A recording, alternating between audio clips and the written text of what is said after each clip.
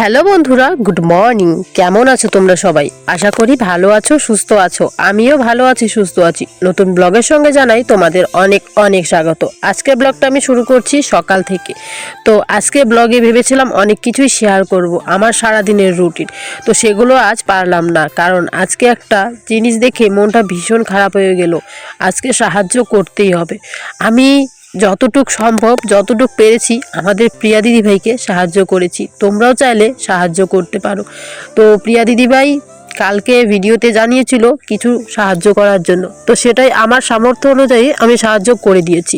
সম্পূর্ণটাই আজকে তোমাদের সাথে শেয়ার করব, আর তোমরাও চাইলে প্রিয়া দিদিভাইকে এভাবে একটু সাহায্য করতে পারো। বন্ধুরা, এখন রান্না করব এই যে ছোট ছোট মাছগুলো দেখছো তোমরা, এখানে পুঁটি মাছ আছে, অনেক রকমের মাছ আছে। এই সব মাছগুলো ভেজে নিয়েছি। এই মাছগুলো দিয়ে এখন করব চচ্চড়ি। তো এখানে দেখো আমি বেগুন, আলু আর ডাঁটা কেটে নিয়েছি। এগুলো দিয়ে কিন্তু দারুণ হবে। আর আমার মা বলে গেছে ডাঁটা দিতে, কারণ মায়ের না ডাঁটা খুব ভালো লাগে। তাই মা জমি থেকে ডাঁটা তুলে এনেছে। আমি বেগুন আলুটা কেটে নিয়েছি, তারপর ডাঁটা দিলাম। আর আমি একটা বড় ভুল করেছি, সেটা হচ্ছে মাছগুলো ভেজে, মানে কড়াইয়ের মধ্যে মাছগুলো ভেজে তারপর আমি আর কড়াইটা ধুইনি। আর দেখো কড়াইটার অবস্থাটা তোমরা দেখো, কালো হয়ে গেছে। তো ভাবছি যে এই কড়াইটা পরে পরিষ্কার করব, রান্নাটা শেষ করে নিই। তো এই যে এদিকে পেঁয়াজটাকে হালকা একটু তেলের মধ্যে দিয়ে ভেজে নিয়েছি। এখন যত রকমের সবজি আমি কেটে নিয়েছি সেগুলো দিয়ে দেবো। আর এই যে কয়েকটা মাছ রেখে দিয়েছি, এই মাছগুলো দিয়ে আমি ঝাল করব। মা বলে গেছে যে ঝাল খাবে, মাছের ঝাল। তো এই যে এটা এখন দিয়ে দেবো।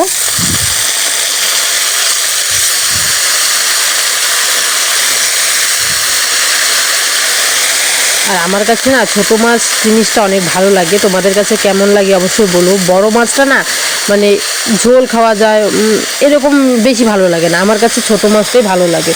তো এই যে এটাকে আমি এখন বসিয়ে দিয়েছি, হালকা একটু নাড়ানাড়ি করে নেব, নিচের থেকে তেলটা যেন উপর দিকে উঠে যায়। আর এখন দেবো অল্প একটু লবণ আর হলুদ।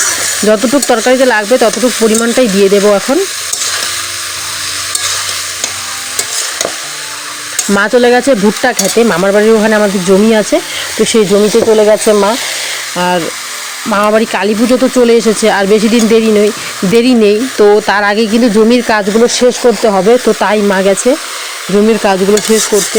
আর নিয়ে 4 দিন থেকে ভুট্টা ক্ষেত বাছাবাছি চলছে আমাদের, কিন্তু শেষ হচ্ছে না, কারণ জমিতে নাকি প্রচুর ঘাস হয়েছে, ওর জন্য শেষ হচ্ছে না। তো চলো এটার মধ্যে এখন হলুদ আর লবণটা দিয়ে নেই। আর এগুলো কি রান্না করব সব রান্না শেষ করে তারপর তোমাদের সামনে আসছি। তো দেখো এখানে আমার রান্নাটা কমপ্লিট হয়ে গেছে।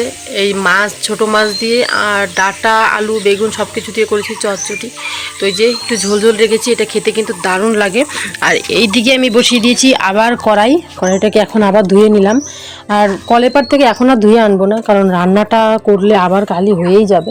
কিন্তু আজকের ভুলটা আমার সত্যি অনেক বড় ভুল হয়ে গেছে। এরকম ভুল আমি করি না প্রত্যেক দিন, কড়াইটা ধুয়ে তারপরে যে কোনো রান্না করার পর কড়াইটা ধুয়ে নিই, কিন্তু আজকে একটু ভুল হয়েই গেছে আমার। তো এই যে এখানে কিন্তু আমি সব রকম মানে মাছের ঝালের মধ্যে যা যা দরকার সব কিছু এখানে দিয়ে নিয়েছি। পেঁয়াজ, তারপরে লঙ্কা, এখানে অল্প একটু হলুদ দেবো। আর একটু হলুদ মাছ ভাজার সময় লেগে গেছিলো, এগুলো ভাজিনি কিন্তু এগুলো কাঁচা রয়েছে। আর এটার মধ্যে একটু হলুদ দেবো আর অল্প একটু লবণ দেবো। লবণ দিয়ে এটাকে ভালো করে মেখে তারপর দিয়ে দিব কড়াইয়ে। তো দেখো এটা আমার লবণ আর হলুদ দেওয়া হয়ে গেছে, এটাকে এখন ভালো করে মেখে নেব। রান্না করতে করতে অভ্যাস হয়ে গেছে, এখন লঙ্কা টঙ্কা ধরলে না হাত এত জ্বলে না। আগে প্রথম যখন রান্না করতাম না, এই লঙ্কাগুলোকে এভাবে হাত দিয়ে ধরতেই পারতাম না। আর এখন একটা অভ্যাস হয়ে গেছে, এখন সেরকম জ্বলে না। দেখবে মায়েরা যখন রান্না করে হাত দিয়েই করে ফেলে, মানে হাত দিয়েই মেখে নেয়। তো সেটা আমি আগে পারতাম না, মাকে জিজ্ঞাসা করতাম তুমি হাত দিয়ে ধরেছো, তোমার কি জ্বলে না? এখন দেখছি সেই অভ্যাসটা আমারও হয়ে এসেছে।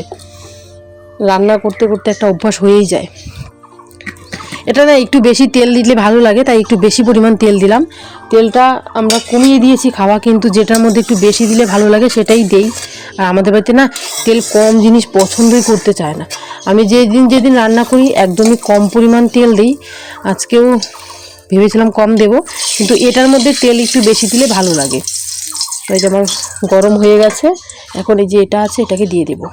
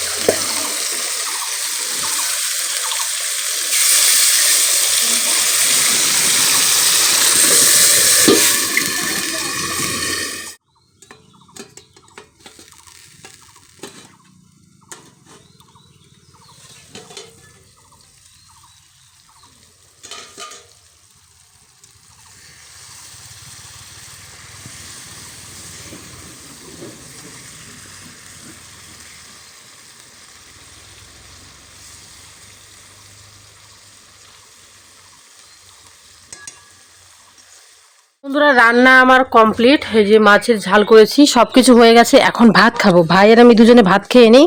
কারণ মা আর বাবা তো চলে গেছে জমিতে, ওরা আস্তে আস্তে এখনও অনেক দেরি, আর প্রচুর খিদে পেয়ে গেছে, আর আমার প্রচুর কাজ আছে এখন। তো ভাবছি যে খাওয়া দাওয়াটা শেষ করে তারপরে কাজে লেগে যাই, তাহলে আর কোনো টেনশন থাকবে না। না খেয়ে কাজ করলে আবার শরীরটা পরে খারাপ লাগবে। তো চলো এখন ভাত খাই, ভাই আর আমি দুজনে, তারপর তোমার রান্না খাওয়া দাওয়া সব কিছু কমপ্লিট করে চলে এসেছি। এপাশে দেখো কত কাপড় একবারে নিয়ে এসেছি কলের পাড়ে, এখন এগুলো সবগুলো ধুয়ে দিতে হবে। তো মা তো জমিতে গেছে, এখনও আসেনি, মার আস্তে আস্তে দেরি হবে। মা মুড়ি কলা দিয়ে খেয়ে গেছে, মানে কলা দিয়ে মেখে খেয়ে গেছে। তো রান্না টান্না কমপ্লিট, ভাই আর আমি খেয়ে ফেলেছি, বাবাও মুড়ি দিয়ে কলা দিয়ে খেয়ে গেছে। আর এলে ওরা খাওয়া দাওয়া করবে। তো ততক্ষণে আমি কাপড়গুলো ধুয়ে দিই। আর রোদ একটা বেশি নেই, হালকা রোদ আছে, কিন্তু তাপটা বোঝা যাচ্ছে। রোদটা সেরকম শরীর লাগে না, কিন্তু তাপ আছে। তো এখন ওইগুলোকেই ধুয়ে টুয়ে দিই। তো চলো, এখানে অনেক কাপড় চোপড় আছে, এগুলো ধুতে দিতে আমার 1 ঘন্টা লেগে যাবে, কারণ প্রত্যেকটা কাপড় প্রচুর মনে হয় নোংরা হয়েছে, কেমন কালচেটে হয়ে আছে দেখো। এখানে কয়েকটা কাপড় চোপড় ধুয়ে দিয়েছিলাম, সেগুলোকে এখন নেড়ে দিচ্ছি, কারণ আর বেশি দিন নেই, আর কয়েকটা দিন পরে পুজো। তো এদিকে কিন্তু বালিশের দুটো কাভার নেড়ে দিয়েছি, ধুয়ে দিয়েছি, আর একটু উজালা দিয়ে দিয়েছি, কারণ এই বালিশের কাভারগুলো না সাদা, সাদার মধ্যে একটু উজালা দিলে দেখতেও কিন্তু ভালো লাগে। বেড কাভারটা সেদিন ধুয়ে দিয়েছি, তোমরা দেখেছো। আজকে মশারি টশারি যা ছিল সব যাবতীয় জিনিস ধুয়ে দিলাম। দেখো কতগুলো নেড়ে দিয়েছি। আর এই যে ফাঁকাটার মধ্যে জেঠির কাপড় ছিল, নিয়ে চলে গেছে। আর এই যে এখানে আবার এখানে দিয়েছি ব্ল্যাঙ্কেটের কাভারটা। কাভারটা এইভাবে দিয়েছি, কারণ এটা শুকিয়ে যাবে, না হলে শুকোতে যাবে না। ওভাবে দিলে না ঝুলে যায়, নিচে মাটি ভরে, তাই এইভাবে দিয়েছি। আর এখানে একদম মশারি, বেড কাভার, চাদর, বালিশের কাভার, 2টা বিছানার চাদর, মানে একটা বিছানার চাদর আমারটা কালকে ধুয়ে ফেলেছি। এই যে বালিশের কভার সব কিছু দিয়ে ধোয়া হয়ে গেছে। তো চলো আজকে তোমাদের একটা জিনিস দেখাই, আমাদের গাছের গাজরগুলো কত বড় হয়েছে। অনেক দিন থেকে আমিও দেখি না, আজকে ভাবলাম যে না তোমাদেরকে একটু দেখাই, আমি একটু দেখি যে গাজরগুলো কত বড় হয়েছে। আর এইভাবে না গাজর তুলে খেতে কিন্তু দারুণ লাগে।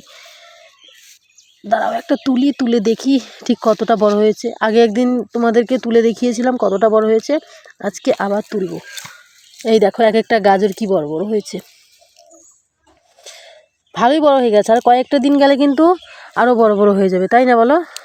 এখান থেকে আরেকটা তুলা, উমাটা ছিঁড়ে গেছে, আরেকটা তুলি। আমার না এইভাবে গাজর খেতে দারুণ লাগে, মানে এইভাবে তুলে তুলে কোনো জমিতে থাকবে, তুলে তুলে গাজর খাওয়া আমার কাছে দারুণ লাগে। 2টো গাজর তুলে ফেললাম, দেখো কি বড় বড় হয়ে গেছে। এগুলো এর দিকে আরও আছে, এগুলো আর তুলবো না। আর এই যে কুমড়ো গাছে ফুল চলে এসেছে, এগুলো হচ্ছে চাল কুমড়ো গাছ, ফুল চলে এসেছে। এই গাছটা, এই যে ডগাটা কেন মরে মরে গেছে, কিসের বা ওষুধ পড়েছে জানি না। দেখো প্রত্যেকটা গাছে কি সুন্দর করে কুমড়োর ফুল চলে এসেছে। আর এগুলো এখনও হয়নি, এগুলো কঞ্চি গেড়ে দিতে হবে, তারপরে এগুলো একটু বড় হবে। এই দেখো এখানে আরও, এই দেখো এই কুমড়ো গাছটা সব থেকে বড়, এই চাল কুমড়ো গাছ এগুলো।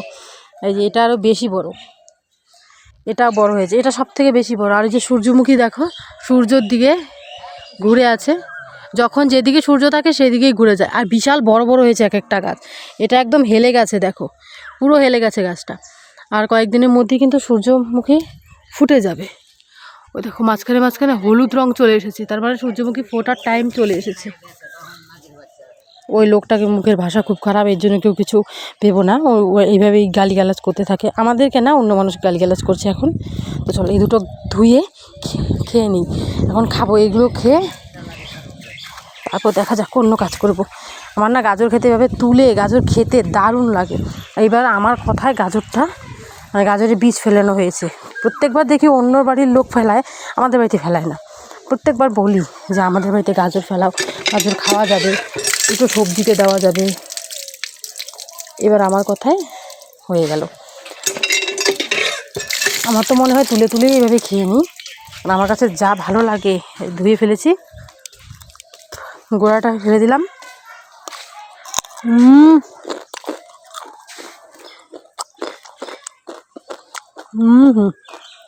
সেই টেস্টি, গাছ সহ খেয়ে নিলাম।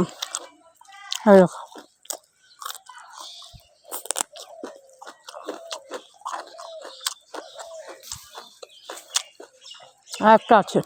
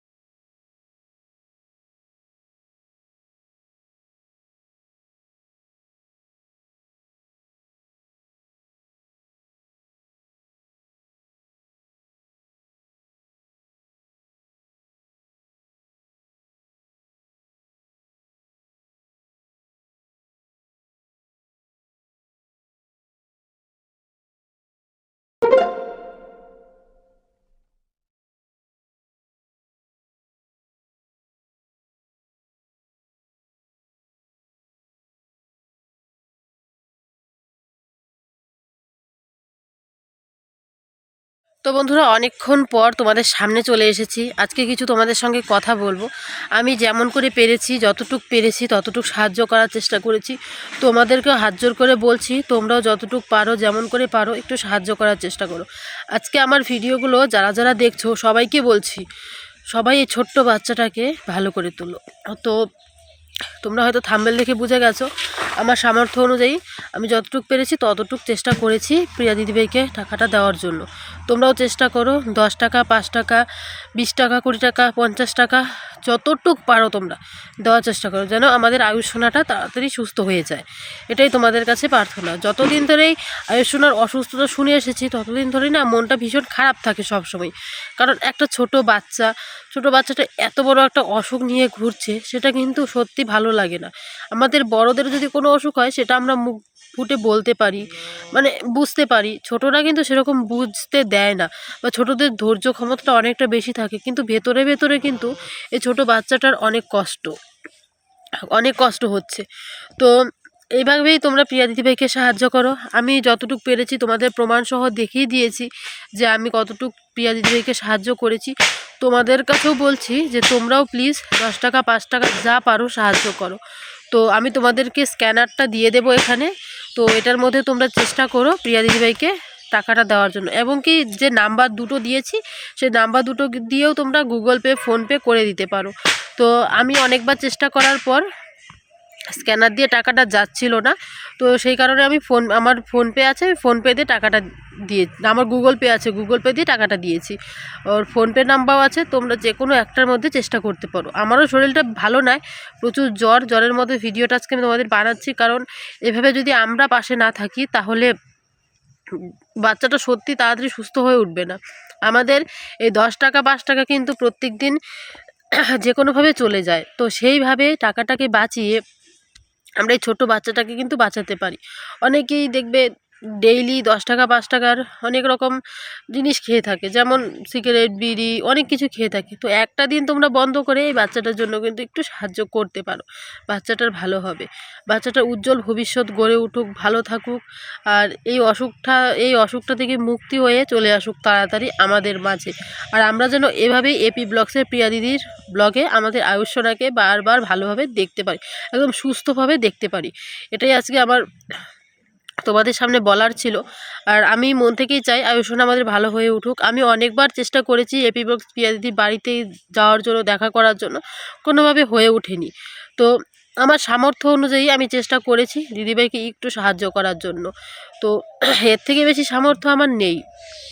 আমি 10,000, 5,000, 20,000 টাকা দিতে পারবো না, কারণ আমি তো ইউটিউব থেকে সেরকম কামাই করি না। যেটা করি সেটা আমি আমার নিজের বিপদগুলো ঢাকতেই চলে যাই। তোমরা জানো যে আমি এই মুহূর্তে কোন বিপদের মুখে পড়েছি, তো সবই তোমাদেরকে আমি বলেছি। সামনে পুজোর মধ্যে আমার মানসিক আছে, সেখানে আমার 5,000 টাকা খরচ হয়ে গেছে। তারপর তোমাদের বলেছিলাম তোমাদের দাদা ভাইয়ের একটা বড় ফাড়া আছে, সেটার মধ্যে আমার চলে যাবে 5-6 হাজার। তো এরকম করে কিন্তু আমার পুরো ইউটিউবের টাকাটাই চলে যাচ্ছে। আমার ভীষণ কাশি, ভীষণ জ্বর। তো এই ভিডিওটা আজকে তোমাদের জন্য বানাচ্ছি। তোমরা প্লিজ সাহায্য করো দিদিভাইকে, বারবার তোমাদের হাত জোর করে বলছি, প্লিজ তোমরা সাহায্য করো যেন আমাদের এই কিছু দিয়ে আমাদের আয়ুষ সোনা ভালো হয়ে আসে। একটা মা কখনো কিন্তু এভাবে কোনো জায়গায় হাত পাতে না, আজ বাচ্চার জন্য সত্যি হাত পেতেছে। এটাই আমাদের কর্তব্য যে দিদিভাইকে কিছু না কিছু সাহায্য করা। তো তোমরা যতটুক সামর্থ্য তোমাদের, প্লিজ দিদিভাইকে সাহায্য করো। আর এটাই বলার ছিল। তো চলো আজকে ভিডিওটা এখানেই রাখছি, কালকে নতুন ব্লগ নিয়ে তোমাদের সামনে তাড়াতাড়ি চলে আসার চেষ্টা করব। তো চলো আজকের মতো এখানেই, টাটা।